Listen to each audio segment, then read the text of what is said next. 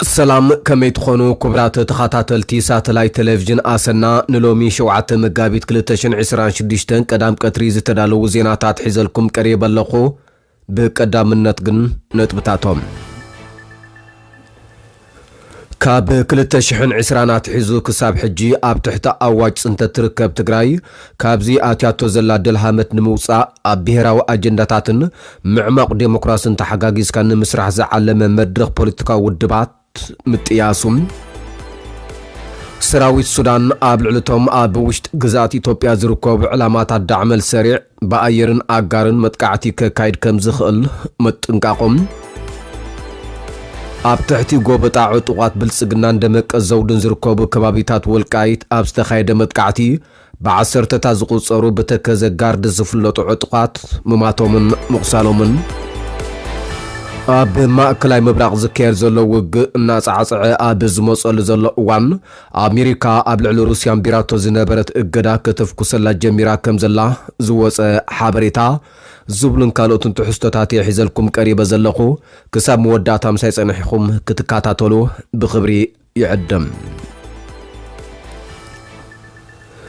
اب بهراوي اجنداتاتن معمق ديمقراسن تحقاقيس كان مسرح زعلمه مدرخ بوليتيكا ودبات تግራይ تطايسم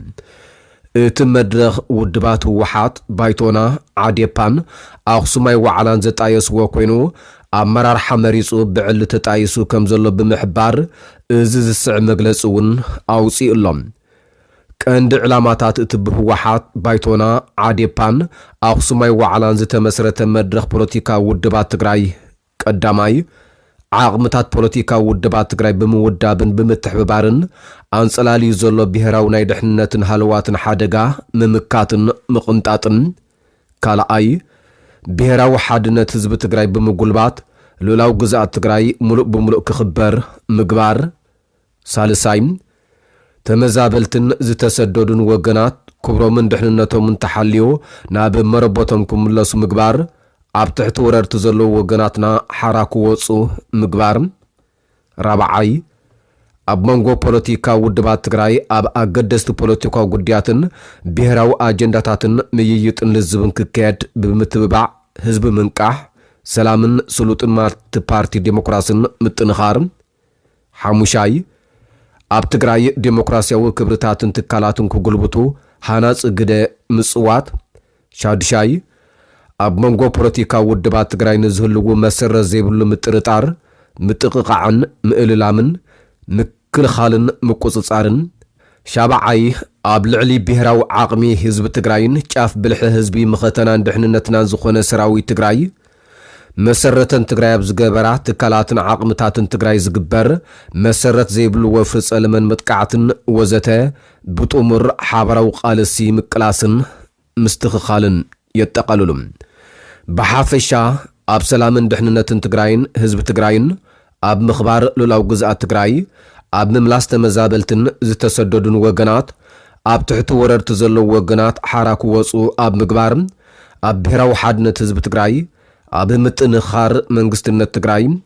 اب مرغغاص ملؤ مسر سوسانه حزب تግራይን كالو تزامت غدياتن حابير كان مسرح زعلمي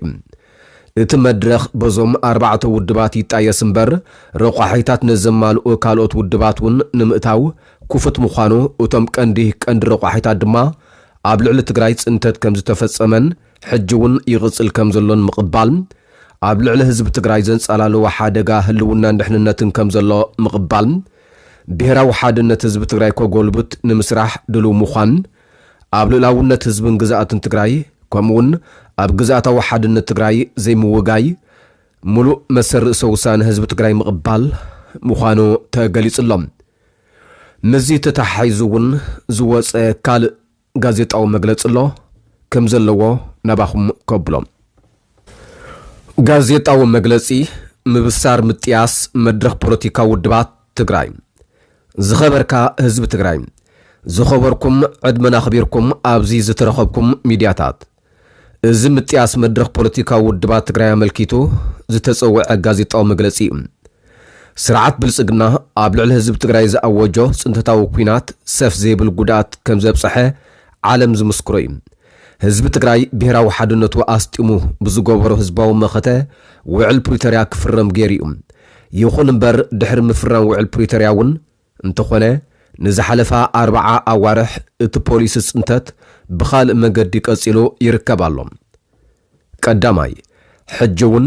ሉላው ግዝኣት ትግራይ ኣይተመለሰን ኣብ ትሕቲ መግዛእት ዝርከብ ይኹን ዝተመዛበለን ዝተሰደደን ህዝብና ሰላሙ ሃለዋቱን ድሕንነቱን ኣብ ከቢድ ሓደጋ ወዲቑ ይርከብ ኣሎ። ካልኣይ ህዝቢ ትግራይ ብቑሉዕ ኩሎም ዕፅዋታትን ክልከላታትን ይግበሩሉ ኣለዉ። ሳልሳይ ንትምህርቲ ጥዕና መስተ ማይን ካልኦት መሰረታዊ ኣገልግሎታት ዝውዕል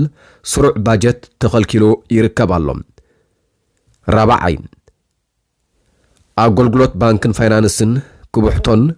ህዝቢ ዝዓቆረ ገንዘብ ከይጥቀምን ይግበር ኣሎ። ሻድሻይ ህዝቢ ትግራይ ተፈልዩ ነዳድን መሰረታዊ ሸቐጣትን ከይረክብ ብዕሊ ተኸልኪሉ ንግድን ትራንስፖርትን ተዓጽዩ ይርከብ ኣሎ።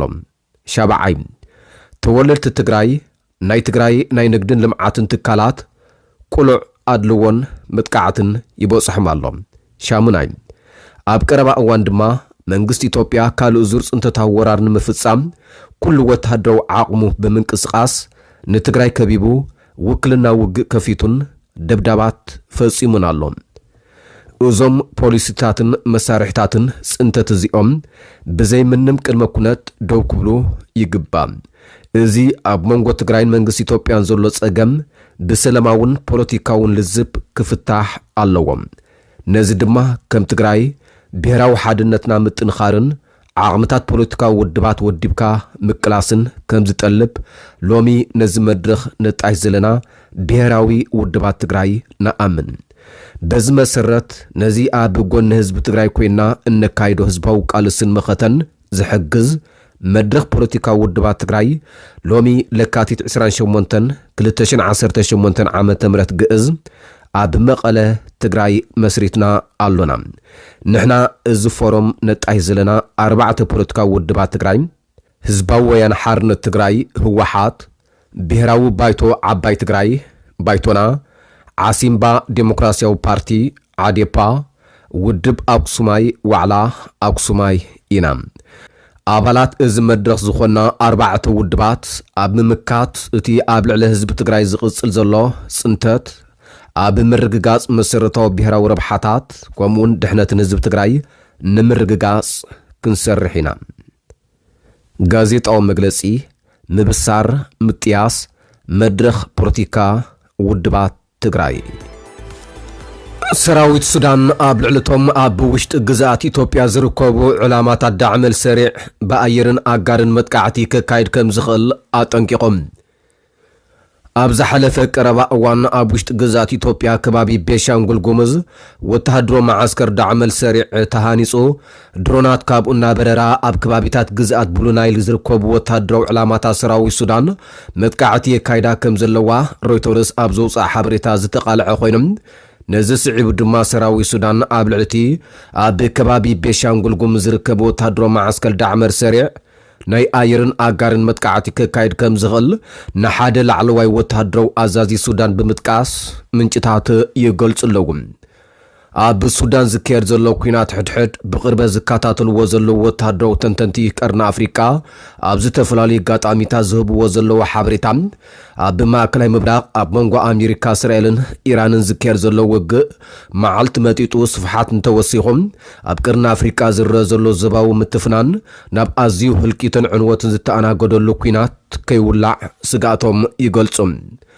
ኣብቲ ኣብ ማእከላይ ምብራቕ ዝካየድ ዘሎ ውግእ ብዙሓት ሓይልታት ተሳሒቦም ተኣትዮም ኣብ ዞባ ቀርኒ ኣፍሪቃ ተጠጂኡ ዘሎ ወተሃደራውን ፖለቲካውን ምትፍናን እውን ብቐጥታ ይኹን ብተዘዋዋሪ ብዙሓት ዞባውያንን ኣህጉራውያንን ሓይልታት ዝሳተፍሉ ሓደገኛ ኩናት ክውላዕ ከም ዝኽእል ዘጠንቅቑ እዞም ወተሃደራዊ ተንተንቲ ሰራዊት ሱዳን ኣብ ልዕሊ ኢትዮጵያ ናይ ኣየርን ኣጋርን መጥቃዕቲ ከካይድ ከም ዝኽእል ዘሕለፎ መጠንቀቕታ ሓደ ደወል ናይ ምዃኑ ይሕብሩ። ኣብ ዝሓለፈ ወርሒ ሰራዊት ሱዳን ኣብ ልዕሊ ዕላማታት ዳዕመል ሰሪዕ ምዃኑ ዝገለጾ ኣብ ውሽጢ ግዛት ኢትዮጵያ ናይ ድሮን መጥቃዕቲ ምክያዱ ዝዝከር ኮይኑ ድሕሪ እውን ኣብ ቤንሻንጉል ጉሙዝ ካብ ዝርከቡ ወታደራዊ ማዓስከር ዳዕመል ሰሪዕ ዝበረራ ድሮናት ኣብ ትሕቲ ቁፅፅር ሰራዊት ሱዳን ዝርከብ ዞባ ብሉ ናይል መጥቃዕቲ ምክያደን ይፍለጥ። ኣብ ሱዳን ኣብ ዝካየድ ዘሎ ኩናት ሕድሕድ ኤርትራን ኢትዮጵያን ግብፅን ቱርክን ኢማራትን ስዑድ ዓረብን ሊብያን ጫድን ነናተን ፀጊዕ ብምሓዝ ተሳትፎ ከም ዘለወን እዩ ዝሕበር። ኣብ ብዙሓት ከባቢታት ክልል ኣምሓራ ምስ ሰራዊት ብልፅግና ገጢሙ ጽቡቕ ገስጋስ የመዝግብ ከም ዘሎ ዝሕበር ዕጡቕ ፋኖ ኣብዚ ሰሙን እውን ኣብ ከባቢታት ወልቃይት ምስ ዕጡቓት ናይቲ ከባቢ ኩናት ገጢሙ ምንባሩ ተሓቢሩ። ብመሰረት እቲ ዝተረኽበ ሓበሬታ ዕጡቕ ፋኖ ኣብ ከባቢታት ማይ ጋባ ዝርከቡ ብተከዘ ጋርድ ዝፍለጡ ዕጡቓት ብልፅግና ኣምሓራ እንደመቀ ዘውድን መጥቃዕቲ ብምኽፋት ጉድኣት ከም ዘብፅሓሎም ገሊፆም። ብዓሰርተታት ዝቁፀሩ ዕጡቓት ተከዘ ጋርድ ሞትን መጉዳእትን በፂሕዎም ዝበለ እቲ ሓበሬታ ዕጡቕ ፋኖ ካብ ዝቀረበ እዋናት ሒዙ ኣብቶም ከባቢታት ክንቀሳቐስ ጀሚሩ ከም ዘሎን እዚ ድማ ምስ ትግራይን ኤርትራን ብቐጥታ ዘራኽቦ መስመር ንምኽፋት ዝገብሮ ዘሎ ምንቅስቓስ ክኸውን ከም ዝኽእል ጠቒሱ። ኣብ ማእከላይ ምብራቕ ዘሎ ኩናት ሰሙን ኣብ ዘቑፀረሉ መንግስቲ ኣሜሪካ ህንዲ ካብ ሩስያ ዘይተፃረየ ነዳዲ ንኽትዕድግ ኣብ ልዕሊ ሩስያ ኣንቢርዎ ዝነበረ እገዳ ንግዚኡ ኣልዒልዎም። ሓላፊ ቤት ግምጃ ኣሜሪካ ስኮት ባሰንት ሩስያ ንህንዲ ንሓደ ወርሒ ጥራይ ነዳዲ ክትሸጠላ ከም ዝተፈቐዳ ብምሕባር ኮነኢልና ኢና እቲ መቓን ግዜ ኣሕፂርናዮ ክብል ገሊጹም። ኣሜሪካን እስራኤልን ኣብ ልዕሊ ኢራን ኩናት ካብ ዝኸፍታ ሚልዮናት በራሚል ነዳዲ ኣብ መጻብባ ሆርሙዝ ተዓጊቱ ከም ዘሎ ይሕበር። መጻብባ ሆርሙዝ ብደቡብ ሕብራት ኢማራት ዓረብ ብሰሜን ድማ ኢራን ዘዳውቦ ጸቢብ ማያዊ ኣካል ኮይኖም ኩሉቲ ካብ ናብን ወሽመጥ ዓረብ ዝመሓላለፍ ደረቕን ፈሳስን ንብረት በዚ መጻብባ እዩ ዝሓልፍ። ኢራን ኣሜሪካን እስራኤልን ኣብ ልዕሊ ኩናት ካብ ዝጅምራት ሒዛ ኣብ ልዕሊ ብመጻቦ ሆርሙዝ ዝሓልፋ መራክብ መጥቃዕቲ ከም ትፍጽም ከተጠንቅቕ ጀሚራ እያ። ኣሜሪካ ሩስያ ኣብ መጀመርታ ርብዒ ዓመት ናይ 2022 ኣብ ልዕሊ ዩክሬን ቁልዕ ወራር ካብቲ ጅምራት ሒዛ ኣብ ልዕሊ ሩስያ እገዳ ብምንባር እተን ካብ ሩስያ ነዳዲ ዝሽምታ ዝነበራ ሃገራት ካልእ ኣማራጺታት ከናድያ ብምሕባር ኣሜሪካ ብፍላይ ነታ ቀንዲ ዓሚር ሩስያ ዝነበረት ህንዲ ካብ ሩስያ ነዳዲ ከይትዕድግያ ኣጠንቂቓታ። እቲ ቀንዲ ምኽንያት ሩስያ ፀዓት ሸይጣ ኣብ ኩናት ዩክሬን ተውዕሎ ገንዘብ ንኸይትረክብ እዩ። ሓላፊ ቤት ግምጃ ኣሜሪካ ስኮት ባሰንት ሩስያ ናብ ህንዲ ንሓደ ወርሒ ነዳዲ ሸይጣ ትረኽቦ ብዙሕ ገንዘብ ከም ዝህሉ ብምሕባር እቲ ካብ ቅድሚ 4 ዓመታት ኣብ መራክብ ዝተፀዓነ ነዳዲ ክትሸይጥ ጥራይ ተፈቒዱላ ከም ዘሎ ኣብሪሆም። እዚ ሓላፊ ኣብ ኤክስ ኣብ ዘስፈሮ ጽሑፍ እዚ ነቲ ኢራን ንሆርሙዝ ብምዕፃው ንዓለማዊ ንግዲ ጅሆ ንምሓዝ ትፍትኖ ዘላ ንምፍኻስ ዝተገብረ እዩ ክብል ገሊፆም። ህንዲ ኣብዚ እዋን ን25 መዓልታት ጥራይ ከጽንሓ ዝኽእል ነዳድን ጋዝን እዩ ኣብ ኣጋናኣ ዘለዋ። ብሰንኪ ኩናት ኢራን መጻቦ ሆርሙዝ ምስ ተዓጽወ እቲ ሃገር ኣብ ከቢድ ቁልውላው ከይተኣትውን ስጋኣት ጸኒሑ። ዶናልድ ትራምፕ እቲ ዝሓለፈ ቀዳም ኣብ ልዕሊ ኢራን ዝተጀመረ ኩናት ካብ 4 ክሳብ 5 ሰሙን ከም ዝወስድ ምስ ገለጸ ልዕሊ ዝኾነት ሃገር ንህንዲኡ ሻቕሎት ፈጢሩላ። ዝሓለፈ ረቡዕ እቲ ናብ ህንዲ ዝበዝሐ ጋዝ ዘእቱ ኤልኤንጂ ዝተባህለ ትካል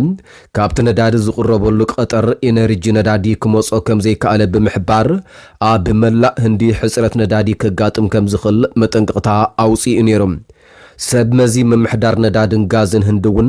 ድሮ ናብ ዓበይቲ ትካላት ዝህብዎ ዝነበሩ ነዳድን ጋዝን መጠኑ ክንኪዎ ከም ዝጀመሩ ሮይተርስ ብሶሉስ ኣብ ዘውፅኦ ዜና ሓቢሩ ነይሩ። ህንዲ ዘለዋ ጠለባት ነዳዲ ንምምላእ ነቲ 900ዊት ከይተጻረየ ብምዕዳግ ኣብ ሃገራ ብዘለዋ መጻረይታት ኣቢልኣ ተጻርዮም።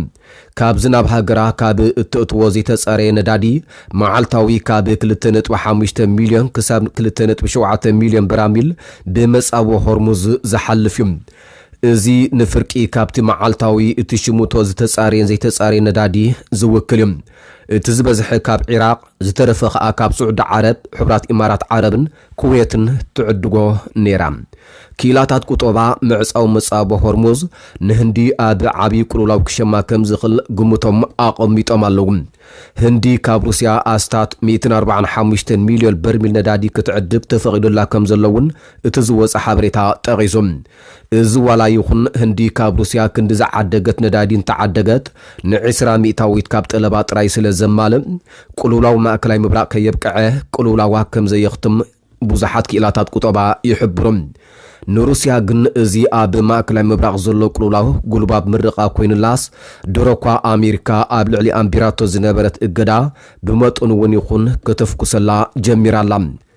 بخال زينا بريزيدنت إيران مسعود بزكشان هاغورو ناب غراب تاغرات كتغبر زصنحت متقعتي ميسايلاتن دروناتن دوكو تبلو كم تقل بمغلاص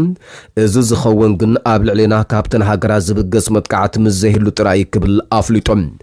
بريزيدنت أمريكا دونالد ترامب إيران إذا كتب صاوعتاب زقربلو مجلس زسمع بريزيدنت إيران هاغورو إذا كتب زي حسب مخانو بمسمار أمريكا نسرائيل مودعتو نابي كم زوصدم زي فلط وكيناتيوم أو جمزلو كبل تسميعم إيران آب هاجرات قالف تدوكينو كاب زركب وتهدو معسكرات أمريكا نزفن ولا متقعتي قبر ملسن مهاب آب لعلي بوزحات قراب تهاجرات ناي ميسايلات درونات متقعتي تكايد كم زلا زفلت كوينم زاقيت كا ناب هاجرات إمارات قطر كويت سعود عربن كالوتن بآماي زغصرو ميسايلات درونات وانشفالام